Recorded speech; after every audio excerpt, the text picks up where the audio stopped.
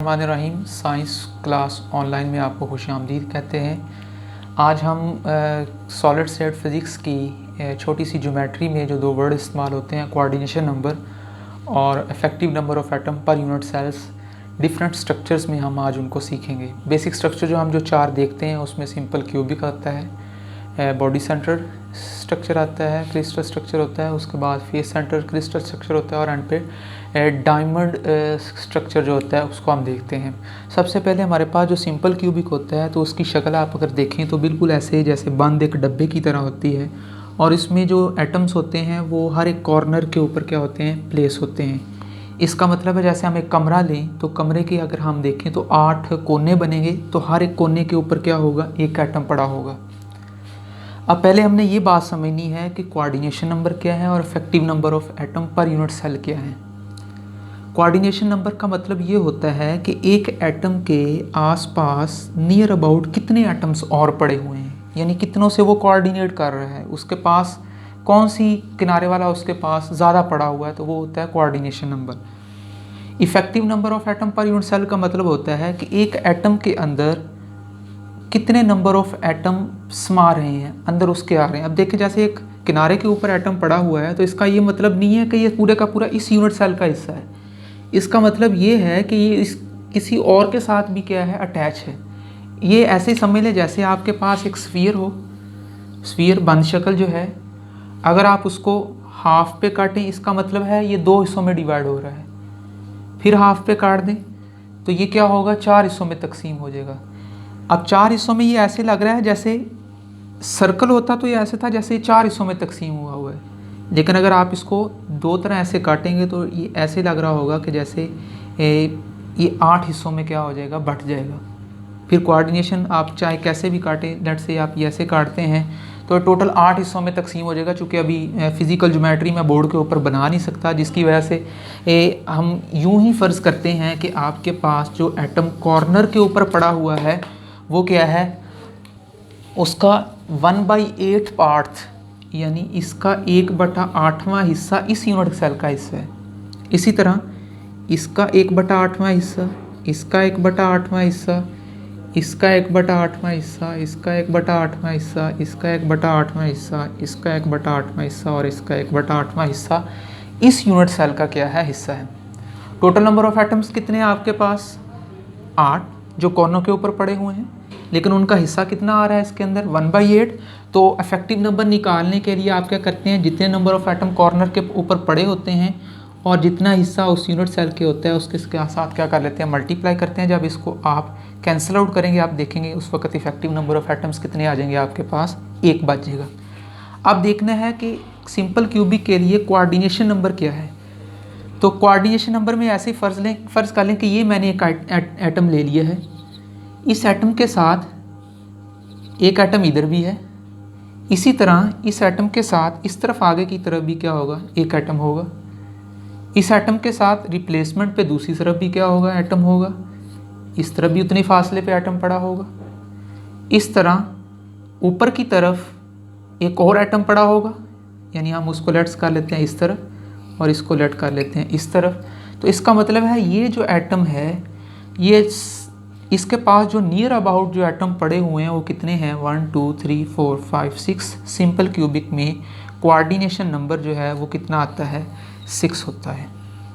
इसके बाद हम चलते हैं बीसीसी के ऊपर। बीसीसी का मतलब होता है बॉडी सेंटर्ड क्यूबिक स्ट्रक्चर जो है, उसमें एक एटम बिल्कुल जैसे हमारे पास ये कमरा है, कमरे के दरमियान में एटम पड़ा हुआ है, तो बॉडी, चूँकि बॉडी पूरा हमारा कमरा था सेंटर, तो उसके सेंटर में पड़ा होगा। अब इसमें भी हमने देखना है कि इस एटम के लिए पास पास कितने एटम पड़े हैं। कोऑर्डिनेशन नंबर का मतलब है पास पास कितने एटम हैं। तो देखें ये एटम अगर इसके साथ जाके मिलेगा तो उतने फासले पे है, चूँकि दरमियान पे है। इसके साथ मिलेगा, इसके साथ, इसके साथ, इसके साथ, इसके साथ, तो चूँकि टोटल 8 किनारे हैं इस कमरे के, 8 कॉर्नर हैं, तो 8 कॉर्नर होने की वजह से कोऑर्डिनेशन नंबर कितना आ जाएगा, फिर 8। इस एटम के लिए क्या होगा, कोऑर्डिनेशन नंबर 8 होगा। अब चाहे कोई भी एटम ले लें, इसको देखें तो फिर भी 8 निकलेगा, इसको देखें फिर भी 8 आएगा। इसके बाद हमने देखना होता है कि effective number of atom per unit cells कितने आते हैं। सिंपल क्यूबिक के लिहाज से देखें तो 8 एटम ये पड़े हैं, लेकिन इनका 1/8 पार्ट है, तो 8 × 1/8, तो इधर से आंसर एक आता है जो किनारों के ऊपर पड़े हुए हैं, लेकिन एक एटम बिल्कुल बॉडी के दरमियान भी है, तो 1 प्लस और कर लेंगे तो आपके पास आंसर क्या आ जाएगा 2। इसका मतलब उस वक्त उसका effective number of atom per unit cell for BCC क्या होगा 2 होगा। इसके बाद हम जाते हैं FCC के ऊपर, फेस सेंटर्ड क्यूबिक स्ट्रक्चर के ऊपर। तो ये ऐसे समझ लें जैसे हमारे पास ये कमरा है, कमरे की दीवारों के फेस सेंटर का मतलब होता है कि आपकी जो दीवार है उसके भी सेंटर के ऊपर क्या पड़ा है, एटम पड़ा है। जैसे ये दीवार के साथ बोर्ड अटैच है तो इसके यहाँ कहीं भी क्या है, एटम है, इसके किनारों के ऊपर भी एटम पड़े हुए हैं। तो ये शक्ल 8 जो एटम पड़े हुए हैं साइडों पे, जिसको थोड़ा सा बड़ा करके दिखाया गया है, लाइक अ सिंपल क्यूबिक है। ये एटम जो पड़ा है ये उस दीवार के साथ अटैच है, ये इस दीवार के साथ, नीचे वाला नीचे वाली के साथ अटैच है, ये एटम इस साइड, और ये एटम जो है ये एटम जो है ये अटैच है इस दीवार के साथ, ये उस दीवार के साथ, और ये वाला किसके साथ है, ऊपर छत के साथ अटैच है। इसका मतलब ये हुआ कि एक इफेक्टिव नंबर ऑफ एटम तो इससे निकल आएगा, इन 8 से। लेकिन जो फेस सेंटर में देखें तो फेस सेंटर में जो कोऑर्डिनेशन हो रही होती है, जैसे फ़र्ज़ कर लें ये दीवार है तो यहाँ उसके बिल्कुल दरमियान मिड में पड़ा हुआ एटम है, तो आधा हिस्सा दूसरे यूनिट सेल का हिस्सा होता है और आधा इसका हिस्सा होता है। इसका मतलब है कि अगर यहाँ पर 6 साइडें हैं कमरे के, देखें तो हमारे पास 6 साइडें बनती हैं, 4 दीवारें होती हैं, छत और फ्लोर को शामिल करें तो आपके पास 6 साइडें बनती है। तो 6 टोटल नंबर्स ऑफ आपके पास साइड्स हैं। हर एक साइड से कोऑर्डिनेशन कितनी मिल रही है, हाफ की, यानी आधा एटम मिल रहा है। तो कितना आ जाता है यहाँ से आंसर 3 ये, और एक यहाँ से मिल रहा है, तो इफेक्टिव नंबर ऑफ एटम्स कितने बन जाते हैं 4। उसके बाद है कोऑर्डिनेशन नंबर, यानी FCC में कोऑर्डिनेशन नंबर 12 कैसे है। तो देखें मैं इस एटम को कंसीडर करता हूँ जो इस दीवार के साथ यहाँ पर पड़ा हुआ है, ये वाला जो नियर अबाउट ये 4 है, इसके नियर अबाउट ही साथ में देखें तो 1 2 3 4 ये भी अटैच हैं, 4 इधर से 8। अब इस तरह इसके इस साइड पे भी एटम पड़े होंगे, वो भी 4 शामिल होंगे, तो टोटल कितने हो जाएंगे 12।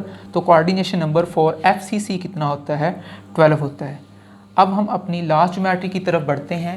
वो स्ट्रक्चर है आपके पास डायमंड स्ट्रक्चर। डायमंड स्ट्रक्चर को पहले समझ लें। डायमंड स्ट्रक्चर जो है ये FCC की ही थोड़ी सी मॉडिफिकेशन है।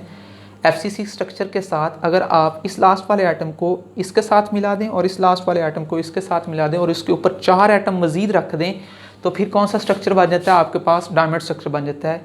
बाकी सारा स्ट्रक्चर FCC है, लेकिन जिनको मैंने नंबर दिया जैसे 1 2 3 4, तो ये क्या है, नए आइटम आए हैं, किसके लिए, डायमंड स्ट्रक्चर के लिए। अब डायमंड स्ट्रक्चर के लिए सबसे पहले हम इफेक्टिव नंबर निकालेंगे, effective number of atoms. FCC के लिए इफेक्टिव नंबर ऑफ एटम्स कितने थे, 4।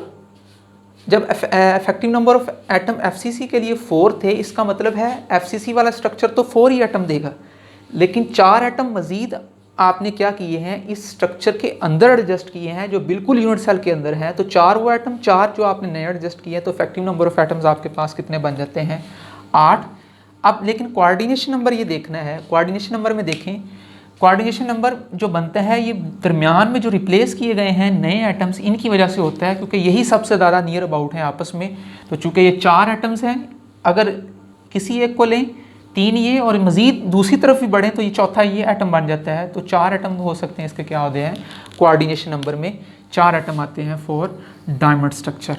जी आपने देखा कि हमने इन 4 शेप्स के लिए कोऑर्डिनेशन नंबर, इफ़ेक्टिव नंबर को समझा है। अगर आपको किसी भी चीज़ में डाउट हो तो आप नीचे कमेंट्स में हमारे साथ इसके अबाउट क्वेश्चंस कर सकते हैं। अगर आपको वीडियो अच्छी लगी हो तो आप लाइक कीजिए, कमेंट्स कीजिए, सब्सक्राइब कीजिए और हाँ बेल आइकन को दबाना ना भूलिएगा। शुक्रिया।